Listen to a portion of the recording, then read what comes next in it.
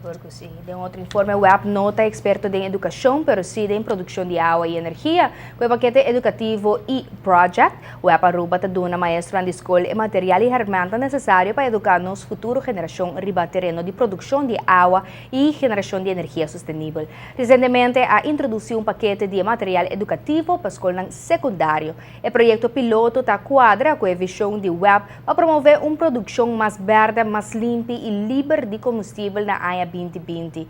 Um total de 7 escolas secundárias a participar no projeto piloto, qual tomou lugar durante a área escolar aqui. O paquete educativo está consiste de uma série de películas cortico, manual para docente, pergunta e tarefa prático para aluno e ferramenta para e tarefa prático. Parte de material tem focado em a técnica de processar água de lamang para água de bebê. Outra parte está enfocada em energia sustentável e aspecto não envolve para uso de energia sustentável riba isla chiquito, maneira Aruba. Nós assinaleu que nós também começar com grupo piloto de escola, de 7 escolas nanta John Wesley College, que Meneer Liquita join me aqui nang e mon plezier Mavo, que a senhora Raima Thomas está sentada aqui nang também.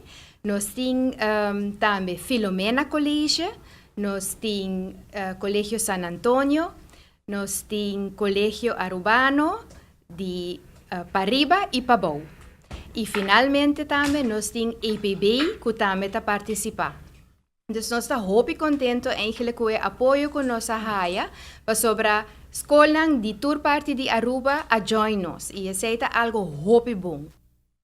Docente na naturkunde e técnica e scheikunde comprometer para incorporar o paquete educativo de material da escola correspondiente. O WEP a iniciar o projeto na fim de ano 2013. O paquete educativo é resultado de trajeto de compilação de material, apresentação no grupo de docente e adaptação de material para chegar no produto final. A reação do projeto Take Award está muito positivo.